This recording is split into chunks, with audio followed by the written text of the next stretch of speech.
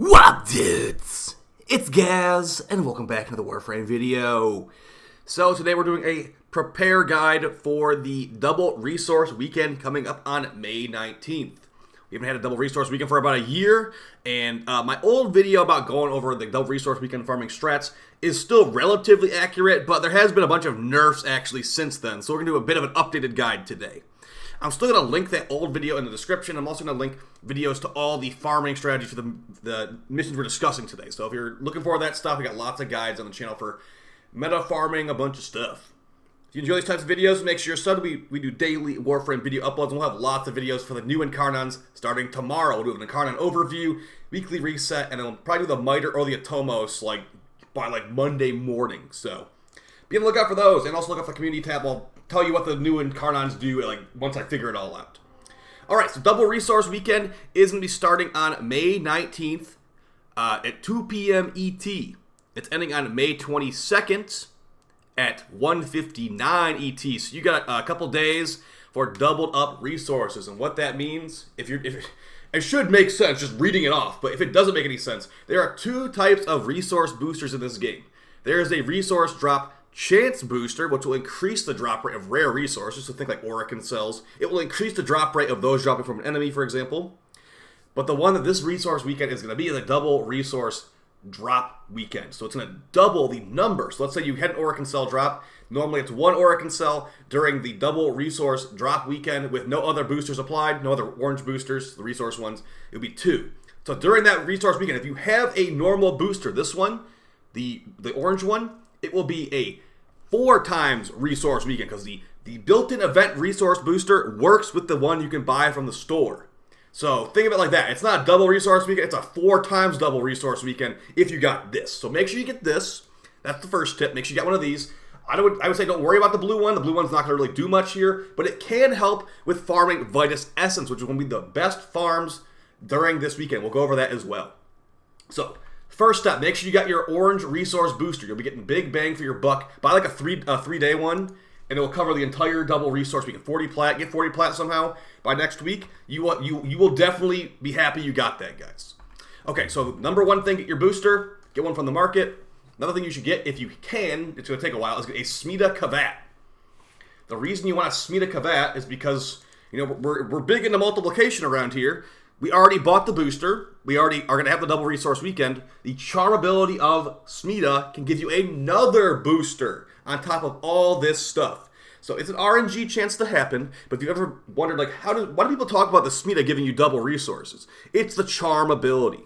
The Smita Kavat has a 28% chance to every 27 seconds to bestow its owner with good fortune. It is not going to always give you double resources. It has some other buffs too, like increase infinite energy, guaranteed orange crits, instant reload, and things like that. But one of these buffs is double resources, and if you get really lucky, so let's just get back into our math right here. So if we were to have our double resource weekend with our double resource booster, we'd be at 4x. Let's say that the cat did its proc and they made it 8x, because they're all getting multiplied. If you are very lucky, the cat resource multiplier buff can stack on top of itself. So yes, we would go literally from 8 times resources to 16 times resources from every pickup for a limited period of time. It would go back to 4x after all those buffs ran out, the cat buffs, but the cat buff breaks the game. You need to get a Smita Kavat if you do not have it already. I'd highly, highly recommend it, because think of it like this. I view this cat as a time wizard.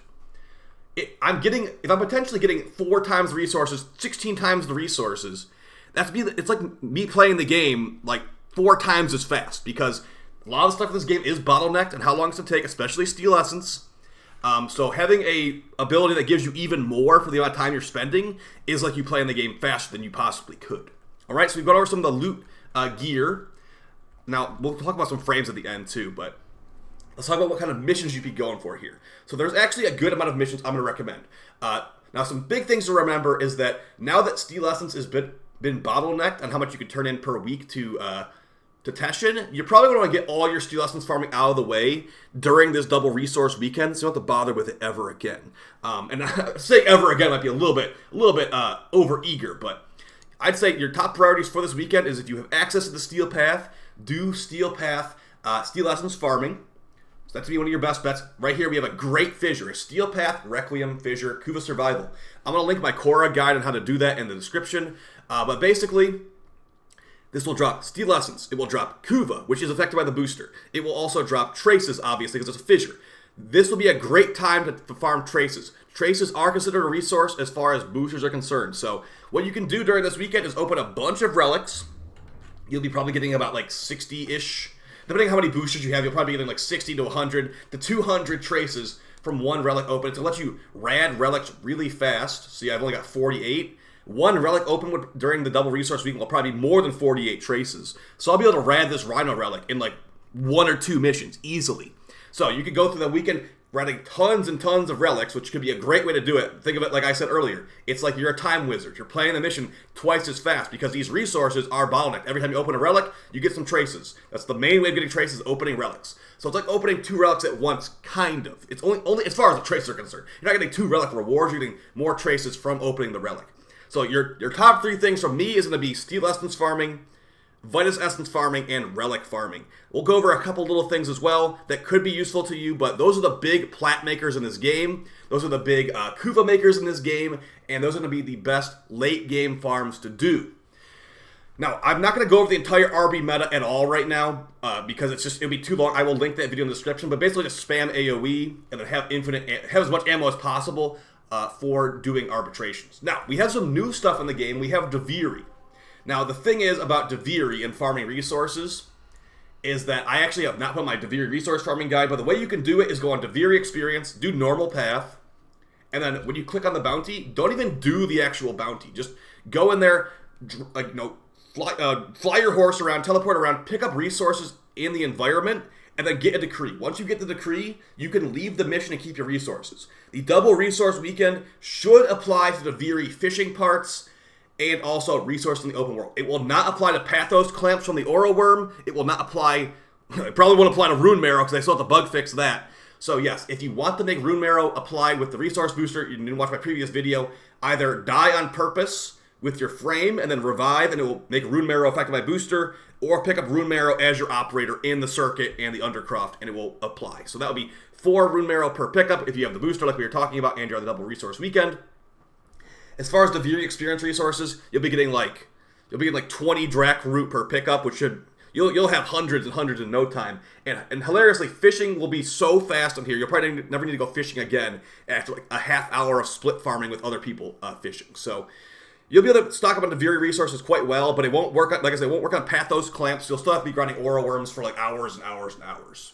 If it for some reason works to Oro Worm clamps, I will not stop doing that a lot. So yeah, so look for your arbitrations. The way you get arbitrations, you beat every mission in the game, and they're random per hour. So this hour we've got Disruption on Lua, and it's got Harrow Power Strength for me, and I've got Akbolto Power Akbolto Damage. Now, I'm going to give you a brief overview of the arbitration meta video. The mission types you're looking for missions on very small tile sets, and they likely will be interception or defense. You could do ones like this. This will be fine. You'll be getting a good amount of Vitus here. But yeah, this is not as good because the way that you want to get Vitus Essence farm, the best way is to just like AoE kill everything all the time.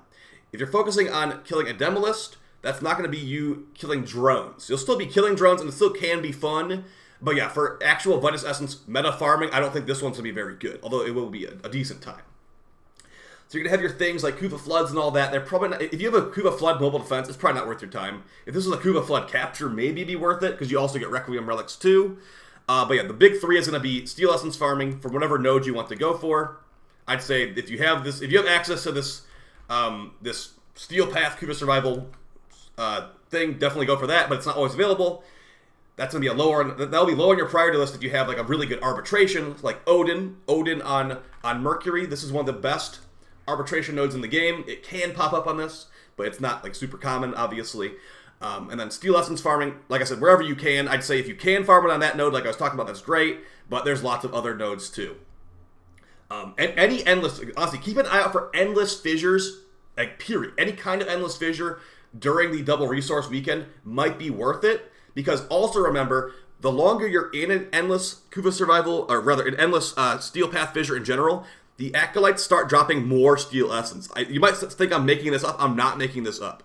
At the 90-minute mark in Kuva Survival, Steel Path Requiem, the Acolytes start dropping twice as much Steel Essence as they did when you spawned into the mission. And that will also be affected by the booster. So once you're 90 minutes in this mission, I think it drops like 16 Steel Essence per Acolyte with no cat buff. So that should be a 32x, I believe. Actually, no, I might have this wrong. Is it 8 or 4? It's either 8 or 4. I think the Acolytes drop 2 at default. Okay, it would be 8 then. So you'd be getting 16 Steel Essence per Acolyte 90 minutes in. Now, are you able to stick around for 90 minutes to get to that point?